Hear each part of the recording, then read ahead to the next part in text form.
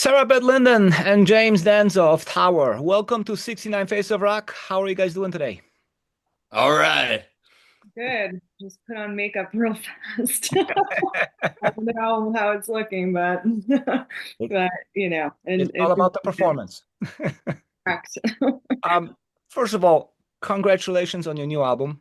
Absolutely fantastic. Tell me about the writing sessions for this record. How long did it take to complete these songs? 4 years. Uh, yeah, about 4 years. We've had a lot of music kind of in the background, I guess. A lot of riffs, at least. And I don't know, James, you take it away. So yeah, no, a few of the songs popped out a little early, like Chapel. We were playing for a little while, but we didn't really sit down and try to like make an album until I'd say the end of that European tour that we did like in the fall of 23. Like after that tour was done, I think it was in our minds like, all right, we have to make an album's worth of songs. We were just messing around with Chapel, but then everything else was ideas. I think we already had Ironclad by then too. But then like I would say from that point, from like the fall winter of 2023, we knew that we needed to make this album and write those songs, which we didn't have. And yeah, a year later we recorded it. So I would say really, really working on it was a year. Hmm. Are there any unusual anecdotes, stories connected to any of the songs during the creation process? Hmm. I don't know about that. I think And I cry was. how so? Remember how we wrote it? Oh, right, true. Yeah, we were at a party at Zach's house and we were just like listening to music and hanging out. And Sarah Beth was like, we need to write a song right now, this instant. And me and Zach were like, what do you mean? And we jammed a little and we made this song, And I Cry. So that was really like out of nowhere. That's actually one of my favorites, and more about that later. Um, So even prior to Let There Be Dark, Power created a lot of great buzz, which probably gave you a lot of confidence. How crucial was that level of confidence during the writing process? Oh, I don't know. I don't know if it was confidence. I felt like for me personally, it felt like a lot of pressure to like live up to Shock to the System in a way. That felt like pressure to me, especially because we even though we had these songs for a while kind of like laying around and had to kind of gather more for the album, uh, it was just kind of I don't think it was rushed, but um it felt like dire to get out a new album since we haven't released one for 4 years. So, and especially with all the hype from Shock to the System, it made me feel a little bit nervous to release Let There Be Dark. But I'm really proud of it now. I feel confident about it. Through the writing process, I think I built more confidence. But off the bat, I think I felt a lot of pressure. I don't know. What about you, James? Yeah, I agree, because we knew that a lot more people would be listening and anticipating because Shock, kind of caught fire there. Mhm. And yeah, but also all those people are in our corner too, Mhm. Like they like the band, they want something new and good, and we're our own worst critics too. If we have an idea that somebody else is unsure of, then that idea just doesn't make it. We really self-edit a lot. And so when we come up with a batch of songs, we're pretty confident in what we're going to put out anyway. Mhm. And Mhm. that's so odd. I mean, when I listen to the album, nothing but confidence comes out of it, yet you guys experience pressure while making it. Mhm. It's funny how things look different on the opposite sides. Mhm. Yeah. Yeah, Yeah. but we know how to make an album. I believe in everyone in this band. Sarah Beth goes into a studio, you're going to get your song. I mean, come on, we know what to do. So we do come in well prepared, and it's yeah, just the fact that we knew there was going to be a bigger reaction because there's more people listening. And working with Arthur Rizek as well, which is a whole other thing, which I'm sure we'll get to at some Get to point. that as well. So Mm. the title, Let There Be Dark, and even the cover uh, give you guys a very mysterious feel. Can you explain what you were going for? Well, it's the year of the snake, number one. Which we have two-headed snake. Right, right. Yeah, I think we were kind of bouncing around ideas, and I really kind of wanted to focus on more simplistic sort of design. Shock to the System had a lot of uh, depth to it on the cover, and I think that not saying that this doesn't have depth, but I feel like it's more simple. It's more of like a print, like you can just kind of stamp it, which I thought was really cool. And yeah, I think, again, along with our music, it has a lot of biblical tones to it and themes, and we kind of wanted to use that and use even the snake in conjunction with the music. Mhm. That makes sense. Sarah, you're a very explosive performer, very physical presence on the stage. So when you write your lyrics, do you structure the songs in the way that you're able to carry them out live, or does that sometimes create a problem with the midst of all the madness that happens on stage? Absolutely not. Um, and, this past record, James wrote a lot of the lyrics too, which we both kind of butt heads a little bit because some of the wording or the lyrics, was a bit too fast. And I was like, how am I going to sing it? Like, how am I going to sing this? Not only in the studio, but on stage if I'm like throwing myself around. But, those songs worked out, and, we haven't really played them in full in a live setting yet. So we'll see what happens. But yeah, no, we've never really, or at least I've never really considered how that would affect my performance. Never thought of that until really this record when we were actually in the studio, or even previous to the studio, just practicing for the studio. It's like, damn, this is like a little too fast. Like I feel like I'm rapping. Got it, got it. But I think it worked out. And we'll see what feels good on stage. I think, sometimes even when we're on tour, we have to like kind of get rid of a song or two because in terms of my performance, it might exhaust me, even further. So sometimes we have to take out a song or two when we're on tour. So we'll see what happens. Mhm. And while on topics of lyrics, what themes are you exploring on Let There Be Dark? And I guess that's a question for both of you, since both of you wrote the lyrics. Mhm. Yeah. Well, there's a lot, there's uncertainty, there's loss, there's death, there's impending doom. It's just, it is a dark vibe through and through. Uh, and just the different ways that darkness can manifest on an individual level and on a world level, you know. Mhm. It's like an explosion of darkness. Mhm. Right. Like darkness exists in many different forms. And, sometimes it's in even like a very like a beautiful melody. There's darkness sometimes there. So, um, yeah, and it's interesting. This record, I'm not really screaming as much compared to, Shock to the System. And that also felt like a little bit of pressure too, but that was really kind of on purpose. It's like I can do other things than just like hit those high notes, So, but yeah, going back to this darkness again, like I don't really think we really thought about these themes until we kind of put them together and we're like, oh, like these all work together, right? We weren't really like, let's make a dark song to have a darker album. It really didn't work that way. It was kind of just natural, especially regarding the state of the world and everything that's happening, just personally, or, globally. And so it just kind of was a real organic process to the darkness.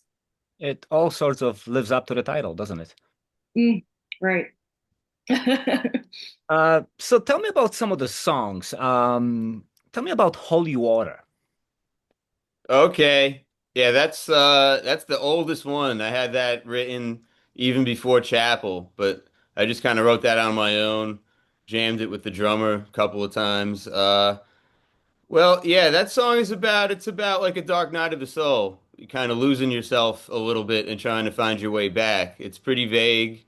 I kind of now that I'm into writing lyrics a little, I try to keep things as vague as possible because it's a whole different art form, you know. Writing music, you can create a mood, and there's nothing to actually describe it. It's just how you feel when you hear it. But lyrics, there's specific words. It's very defined. It's literal. So how do you somehow make that not literal? So I try to keep things just a basic subject and really open to interpretation. So, but Holy Water is about losing yourself and trying to crawl your way out of hell, however that may manifest in your personal life. And that, you know, there's Catholic theme going on a little bit with the title that, you know, it's their term, holy water, and the priest in the beginning, we took that from there was a reenactment of a Latin mass from the 1400s or something like that. And it just happened to be in key with the song, but it all fits. It's that imagery and that feeling of you're lost, but you're going to claw your way back.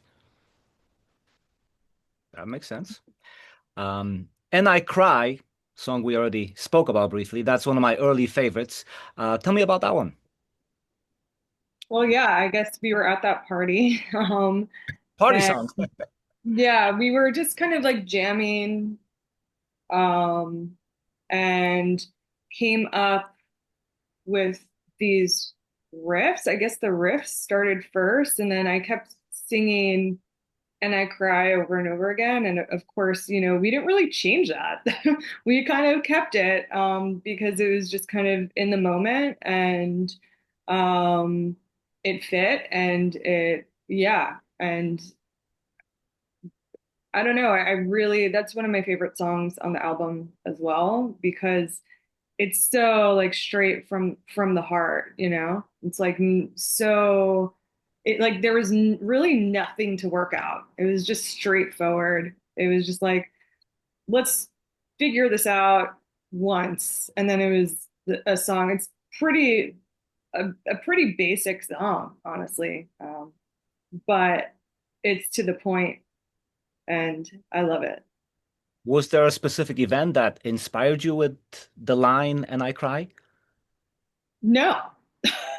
I It don't was, it know was where. about how fun this party was when we were at the party and wrote this song. Hey, we'll try this song. We're crying, and I cry, and I cry, and I cry. Yeah, actually, James wrote the verses pretty much. I think we kind of like Hmm. went off I one did the another. verses, and Yeah, then you did that last verse. I'm not being crushed by death. That's you. And right, the title, of course, the title. right. So that's kind of how James and I have been working lately. Like he writes lyrics and then I write lyrics, and yeah, it's just that's how it worked for this song. And yeah, really no specific personal event that happened. I think, it could be used, or it could be referred to lots of things. So Mhm, got it. What about the Book of the Hidden? I Ooh, love that yeah. one. Okay, that's one that I wrote pretty much on my own, and I'll tell you how that started. It's really weird. I follow this page on Facebook called the Sacramento Music Archive, and it's all these bootlegs from years and years ago that somebody got access to a stash of these old live tapes, and every couple of days they put out a new one. So I was listening to Exciter from 1984.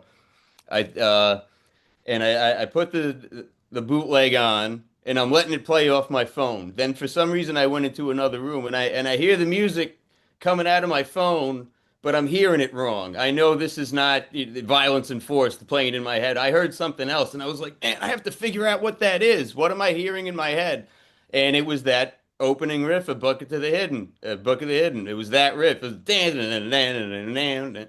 I was like, I had to figure that out. I heard that in my head listening to this Exciter song, even though it sounds absolutely nothing alike. So that came kind of like from out of nowhere. And that's a more aggressive song. I like the double bass. I like how many fast songs we have on this album. Yeah. And it's killer live. We played that song at our most recent show. Yeah. That's really fun to play. I love that song so much, even listening to it. That's one of my favorites as well. So now you know my favorite so far. What track do you feel strongly about? Huh. Go for it, James. Uh, well, I mean the title track I think is pretty cool as well. That came out of a jam. It was just me and Keith and Philippe together in a room, and out of nowhere, just that beginning of that song just came out complete. We didn't it just all at once. We all just started playing somehow the beginning of that song. Sometimes things just work out crazy like that. So that was pretty cool that that came up.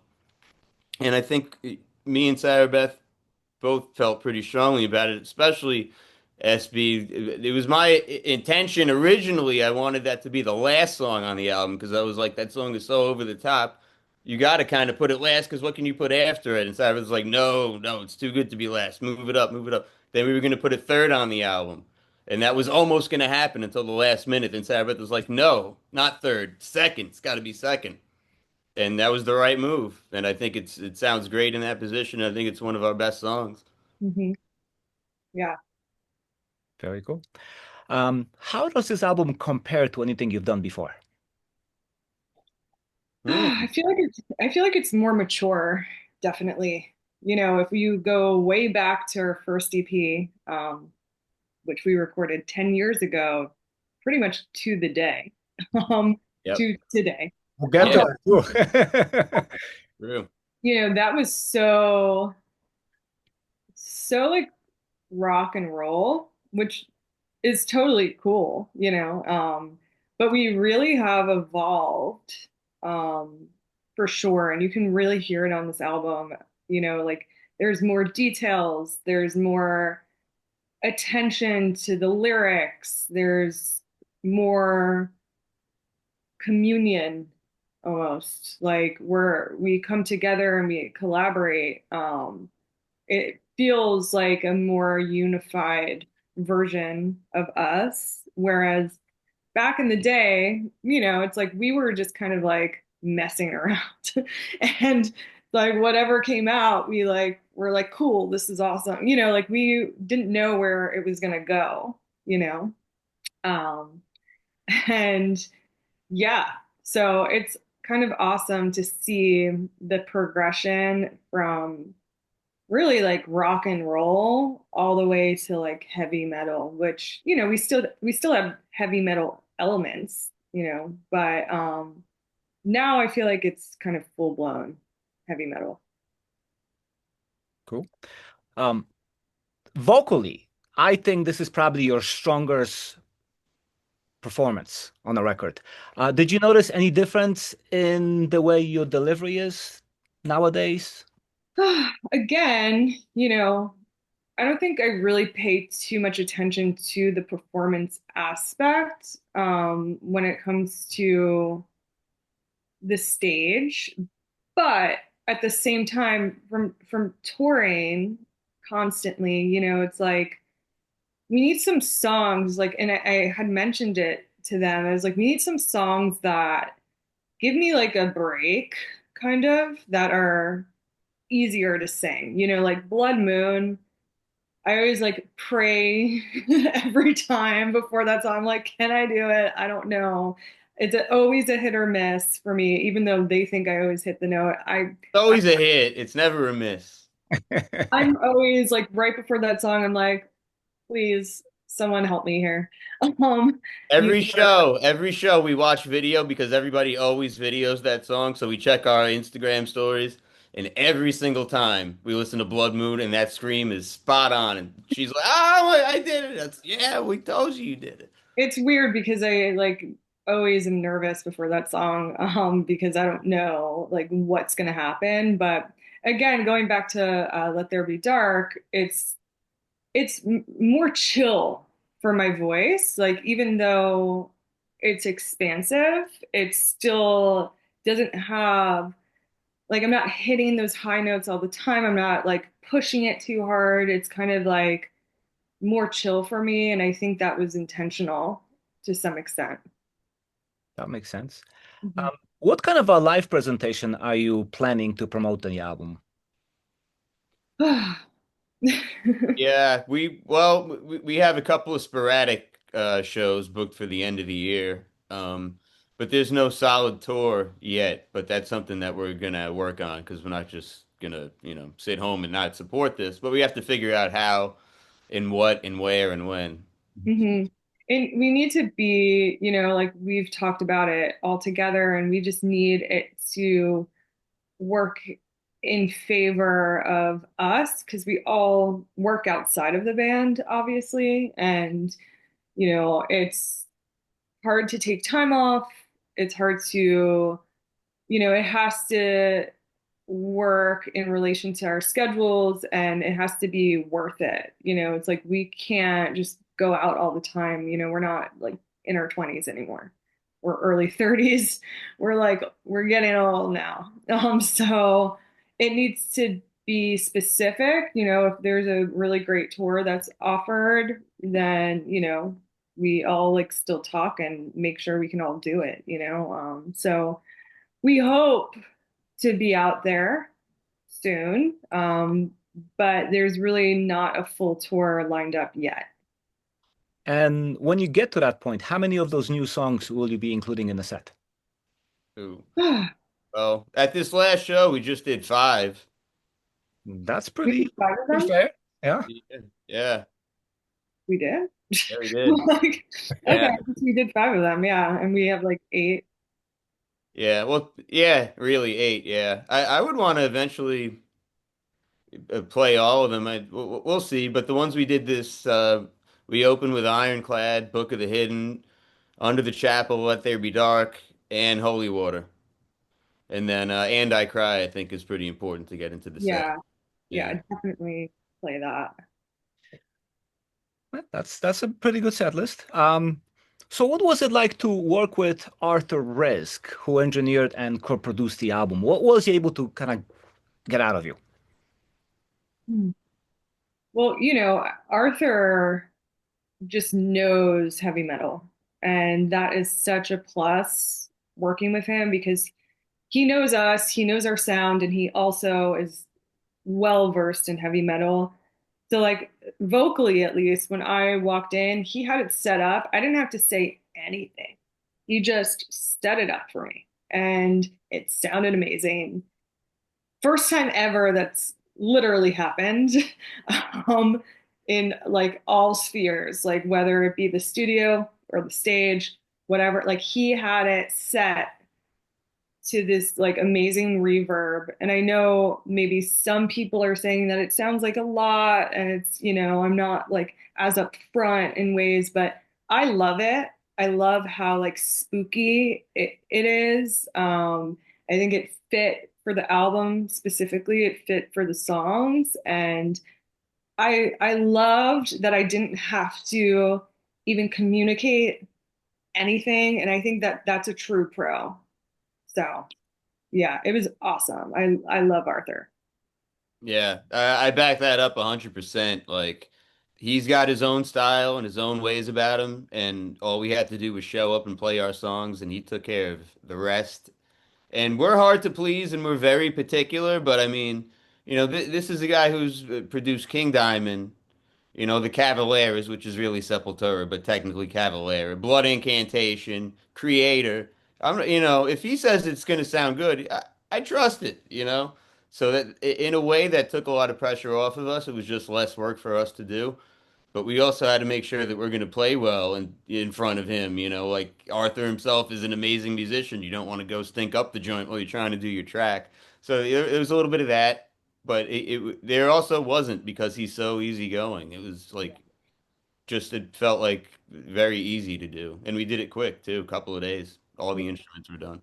So comfortable. He creates such a comfortable environment, and maybe it's because we're homies already, but it's like that felt so comfortable. It like felt like home, and especially because we went there twice.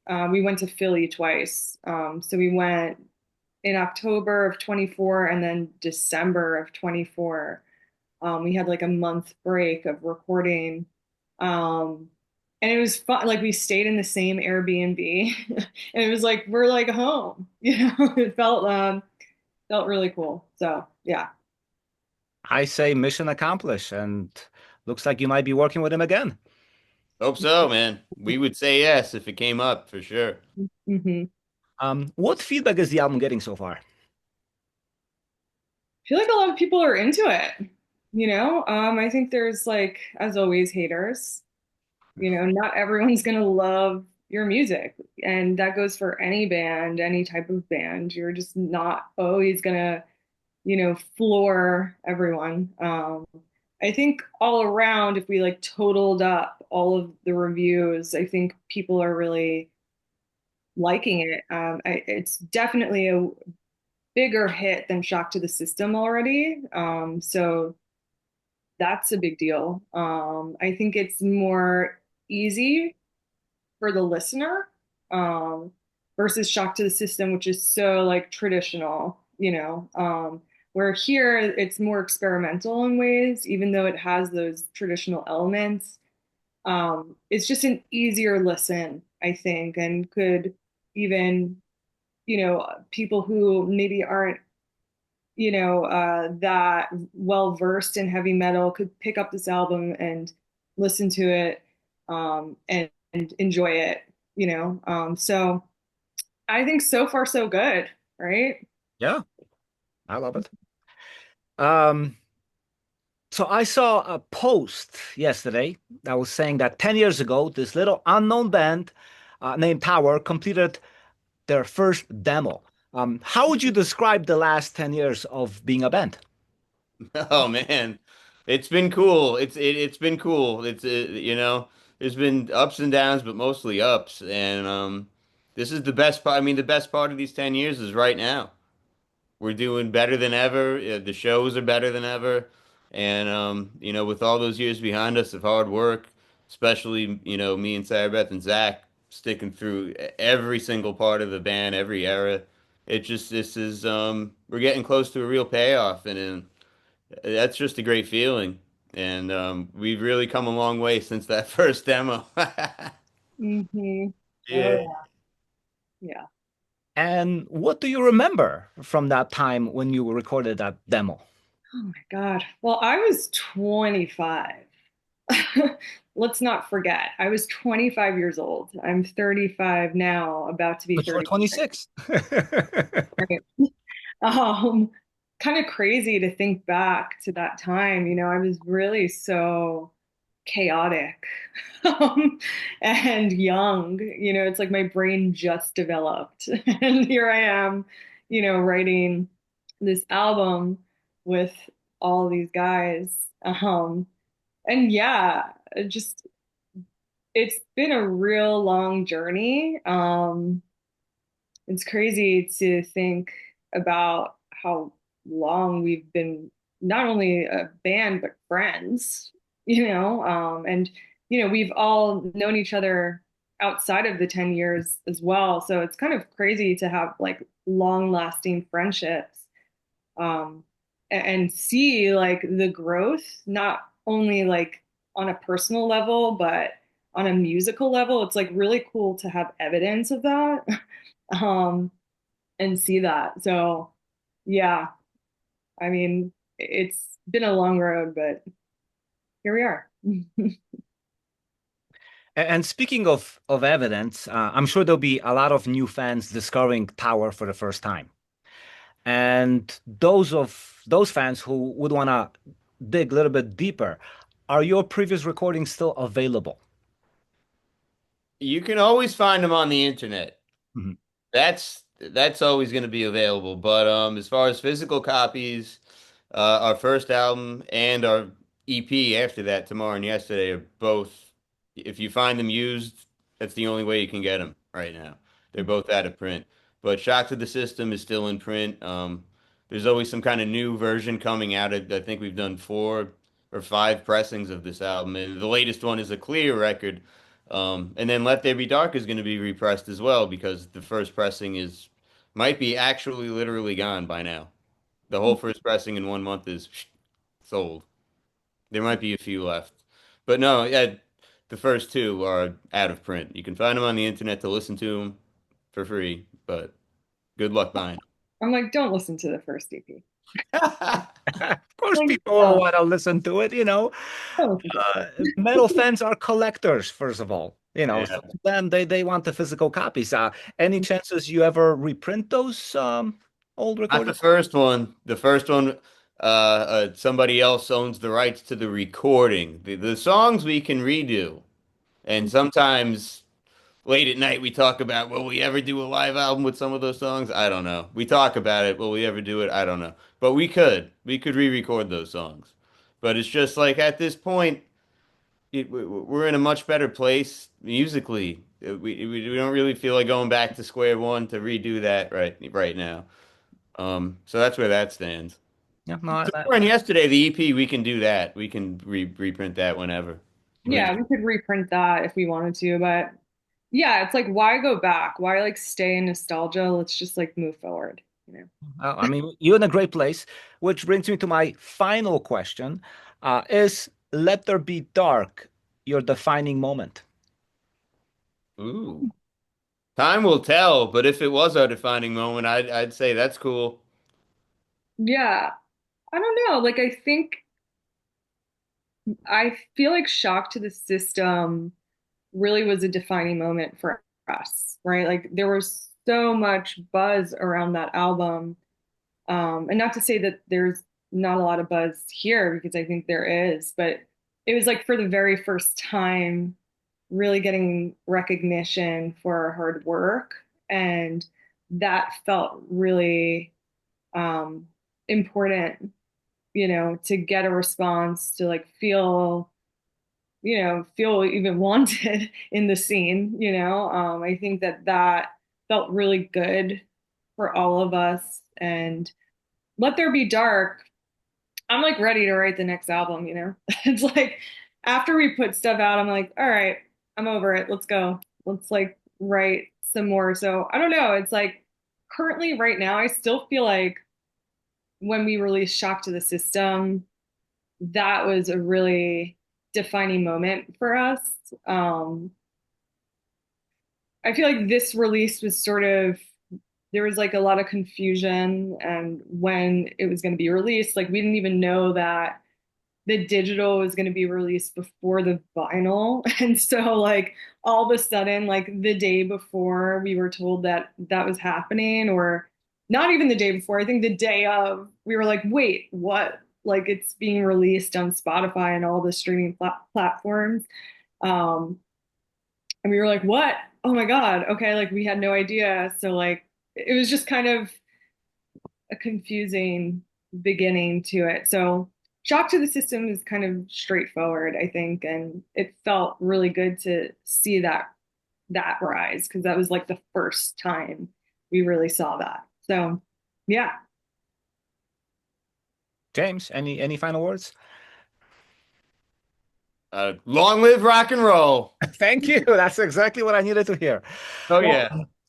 Sarah Beth and James, thank you so much for taking the time to speak to me about the new album, and good luck with everything. Hey Thank man, you thank so you. much. Thank you so much, Mark. You're the man. Yeah, thank you. Nice to see you again. Likewise. Hopefully you can come back to Chicago again. Yeah. Better believe it.